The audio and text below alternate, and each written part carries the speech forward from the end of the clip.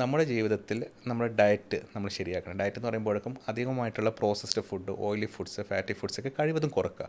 Healthy fats കഴിക്കുക, avocado, പിന്നെ omega 3 fatty acid, നമ്മുടെ മീനിൽ നിന്ന് കിട്ടുന്ന ഫാറ്റുകൾ അതെല്ലാം കഴിക്കുക. ലീൻ പ്രോട്ടീൻ മീറ്റ്, അതായത് ചിക്കൻ, ഫിഷ്, എഗ്ഗ്, ഇത് നല്ല പ്രോട്ടീൻ സോഴ്സാണ്.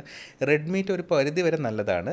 അതെന്തുകൊണ്ടെന്ന് വെച്ചാൽ അതിനകത്ത് വൈറ്റമിൻ B12 ഉണ്ട്. അപ്പോൾ അത് അത്യാവശ്യം നമ്മുടെ ബോഡി ഹെൽത്ത് എൻഷുർ ചെയ്യാനായിട്ട്. പക്ഷേ അധികം കഴിക്കുന്നത് നല്ലതല്ല, റെഡ് മീറ്റ് അധികം കഴിക്കുന്നത് നല്ലതല്ല. അപ്പോൾ കല്ലുകൾക്ക് വേണ്ടി നമ്മൾ ശ്രദ്ധിക്കേണ്ടതെന്ന് വെച്ചിട്ടുണ്ടെങ്കിൽ ഈ ഓക്സലേറ്റ് നമ്മൾ പറഞ്ഞു വരുമ്പോൾ കുറേ ഉണ്ട്, അതിൻ്റെ ശാസ്ത്രം കുറേ ഉണ്ട്. പക്ഷേ കല്ല് വന്നൊരു പ്രധാനമായിട്ടും ശ്രദ്ധിക്കേണ്ട കുറച്ച് ഭക്ഷണ പദാർത്ഥങ്ങളുണ്ട്, അത് കഴിവതും ഒഴിവാക്കുക. ഒന്ന് നട്ട്സ്, അതായത് കപ്പലണ്ടി, കശുവണ്ടി, ബദാം, പിസ്ത, നല്ലൊരു എനർജി സോഴ്സാണ്. പക്ഷേ കല്ല് വന്നവർ അത് കഴിക്കുന്നത് അത്ര നല്ലതല്ല. ചോക്ലേറ്റിനകത്തും ഈ ഓക്സലേറ്റ് എന്ന കണ്ടന്റ് വളരെയധികം കൂടുതലാണ്. അതുകൊണ്ട് അത് കല്ല് വന്നവരത് കഴിക്കുന്നത് നല്ലതല്ല. പിന്നെ സ്പിനച്ച്, നമ്മുടെ ഇലവർഗ്ഗങ്ങൾ, സ്പിനച്ച് വളരെ നല്ലതാണ്. നമ്മുടെ മലയാളികൾക്ക് വളരെയധികം ഇഷ്ടപ്പെടുന്ന ഒരു ഭക്ഷണ പദാർത്ഥമാണ് ചീര എന്നാണ്.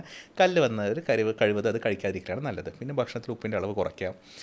പിന്നെ മറ്റേ ഹെൽത്തി ആയിട്ടുള്ള ഫ്രൂട്ട്സ് ആൻഡ് വെജിറ്റബിൾസ് കഴിക്കുക. കഴിവതും നാച്ചുറൽ ആയിട്ടുള്ള ഫ്രൂട്ട്സ് ആൻഡ് വെജിറ്റബിൾസ് കഴിക്കുക. നമ്മുടെ പറമ്പിൽ തന്നെ നമുക്ക് നട്ട് വളർത്താനുള്ള ഒരു സാഹചര്യം ആണെങ്കിൽ അത് തന്നെ നമുക്ക് കഴിക്കുക. കഴിവതും കെമിക്കൽസും പ്രിസർവേറ്റീവ്സൊക്കെ അവോയ്ഡ് ചെയ്യുക.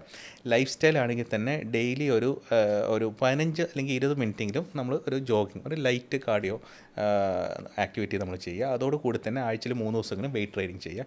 ഇതെല്ലാം നമുക്കൊരു ദൈർഘ്യമായിട്ടുള്ള ഒരു ലൈഫ് എക്സ്പെക്റ്റൻസി കൂട്ടുന്ന രീതിയിൽ, ജീവിത ദൈർഘ്യം കൂട്ടുന്ന രീതിയിൽ നല്ല രീതിയിൽ ജീവിക്കുക. അതായത് അവസാന കാലഘട്ടത്തിലും ആശുപത്രിയിൽ കിടന്ന് ബുദ്ധിമുട്ടി തീരാന്നുള്ളത് നല്ല രീതിയിൽ ജീവിക്കുകയാണ് ക്വാളിറ്റി ഓഫ് ലൈഫ്. എക്സാക്ട്ലി.